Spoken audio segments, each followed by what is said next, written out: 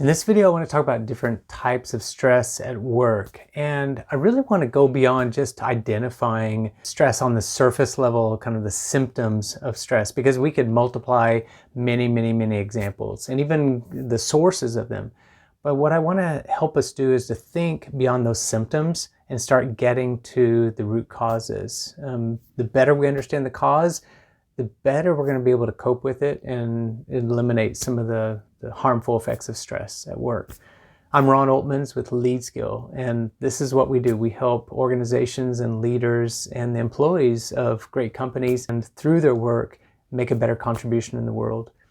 So when we start talking about stress, there are many different ways that we can slice and dice this. In fact, we have a tool called the Stress Quotient, which lets us measure 17 specific factors of stress. And when you start adding in symptoms and stress at work versus stress from outside of work, the count goes up to like about 30 different specific factors that we can really drill down into. What I wanted to do is just give a couple of examples of how those impact people on the front lines, employees that are often feeling the brunt of the stress on a day-by-day basis. So maybe some of these you can relate to. One of the first ones that comes to mind is I'm thinking about that particular kind of stress that happens whenever you find yourself in a job where there's a lot of responsibility on you and there's very little authority to do anything effectively to change the situation. Now, one of the classic situations I can think of is customer service roles, where it's really important that you interface with a customer and, keeping customers engaged, keeping customers satisfied, happy, coming back is really the lifeblood of any business. And so it continues to baffle me why companies don't invest more in their customer service people and the customer service roles and really thinking about it, because they often put people in the roles who are doing the best they can to take care of customers, but really don't have much authority at all to change the situation or to make life that much better for the customer. So that particular kind of stress, we call it control stress. High responsibility, but low authority to make changes. Another kind of stress that you might be able to relate to is from the social environment at work.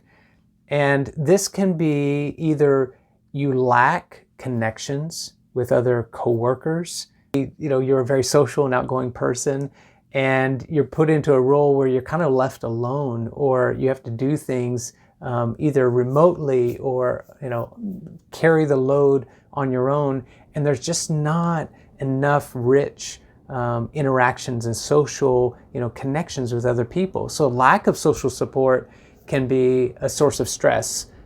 Another kind, maybe there's lots of people around and you could be an introvert, and so it's like the social support is like I get too much noise, too much distraction from the social environment. That's not a good fit. There can also be a third type of that where it's like, yeah, there's people around and I just don't fit with them. They're not my type of people. And maybe there's some gossiping that goes on, or you don't find support or cooperation from coworkers. So all of those are different expressions. All those are symptoms on the surface, but if you trace them down to the root, it's a social support stress type problem.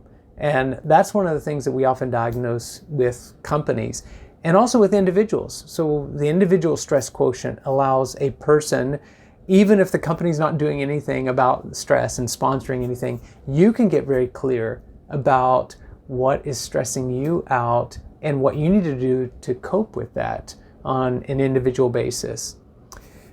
That, in fact, I don't want to go on a soapbox here, but that's one of my big complaints is a lot of the literature, a lot of the resources on stress put undue emphasis on the individual, or put what I call the burden on the individual to figure this out, or to de-stress yourself, or get yourself calm and mindful and all that sort of thing, versus attacking these sources of stress at a systemic level. So if you're a leader listening in on this, I hope that you're paying attention, because there's a lot that our leaders could be doing to really take stress down in organizations.